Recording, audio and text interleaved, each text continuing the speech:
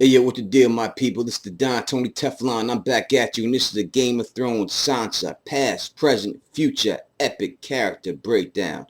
And it's exactly what the title says. I'm going to go through Sansa Stark, show-related only character, and I'm going to tell you exactly where she was, where she is, and what I think will happen to her later on. Alright? So if you like the way I do this, you know as always, please subscribe, tell your friends about me, and spread this across the realm. Alright, baby, let's do this. First meet Sansa Stark, the oldest of Lord Eddard Stark and his wife Catelyn's two daughters. She is a lady in every way, and when she is given her direwolf pup, she names her lady. Sansa is shown to live in an upper-class fantasy world from the start. She isn't mean, but she knows her place, and she wants everyone else to know theirs. She is captivated by the royals when they come and visit and wants to marry the prince, and is overjoyed when she is told she is to marry the prince and become the next queen put forth by King Robert Baratheon. She then does everything to suck up to a new family by changing her dress code and her hairstyle. She defends Joffrey over her sister. This backfires on her, and her father kills her direwolf because of her lie. She then again betrays her family, telling Cersei her father's plan because she just wants to stay and become the new queen. This again backfires, and her father is beheaded in front of her. She is then held captive by the royals, as Theon was held captive by her father. She is beaten physically and mentally by Joffrey and his family of lions. She has a chance to escape with the Hound, but chooses not to go with him, thinking that Stannis will not hurt her when he takes the city, but she is wrong again. She is then humiliated and left by Joffrey for another woman, Margaery Tyrell. Margaery then comes up with a plan to marry her off to her brother, and she thinks her brother is attractive and wants this to happen. But Tywin finds out about this plot through Littlefinger and marries her off to his dwarf son Tyrion.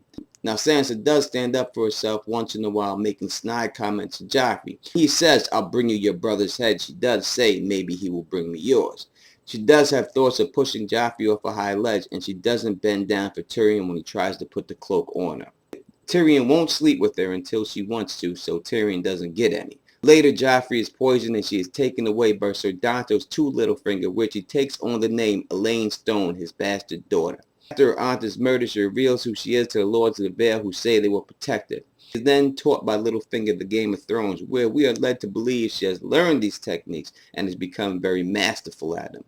He later marries her off to the Boltons, where instead of using the things that she was taught and we believe that she learned, she puts herself in the same situation. She does all the same snide comments to Ramsay that she did to Joffrey, until she is raped and beaten and raped all over again. Until she has to be saved by Theon, who has watched this and cannot take it anymore.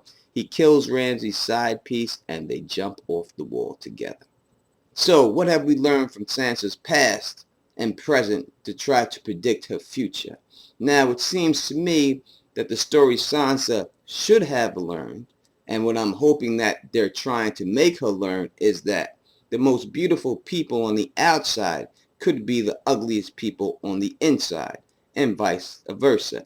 Case in point is when she loves the Lannisters. She tries to change her hair like them to look like them. She wants to be down with Queen Cersei, but it's the beautiful Queen Cersei who has her wolf killed. Joffrey, a guy she thinks is very cute and is very attractive, is the guy who is really evil on the inside and has her father killed. The Hound, who looks ugly, was really there to save her, but she can't get past his looks and doesn't leave with him. Once again, when Peter Baelish tries to get her to leave, she is obsessed over looks again because Loras is so attractive she wants to marry him and she does not leave.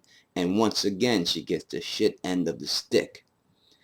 Married to another ugly person, Tyrion, who again is good on the inside, but not good looking on the outside. Then we see Sansa as a victim over and over and over again. And when we think she is not going to be one, and she is now going to make a stand, and this is the way it is presented in the show, she just becomes another victim again. So, this is my Big Willie prediction for what will happen to Sansa Stark in the show. Now, I've said in past videos that Sansa will sit the Iron Throne. And I think that is a good chance that she will sit the Iron Throne. But I know for a fact, if it's not the Iron Throne, that she will sit some seat of power.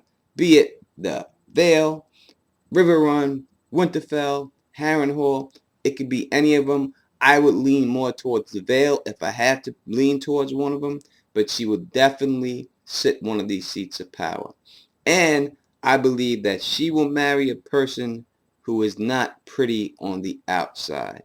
I think she will marry someone who is ugly and beautiful on the inside. Now, I don't know if that's because he was born ugly or if he is scarred by battle. But I do not know. But I believe that will be her husband. It will be someone who is not the ideally most beautiful person in the world, but will be a very good person on the inside. So, if you like the way I do this, please subscribe, tell your friends about me, thumb this up, and spread this across the realm. And I'll be back at you as soon as I can. And until next time, peace and stay sexy.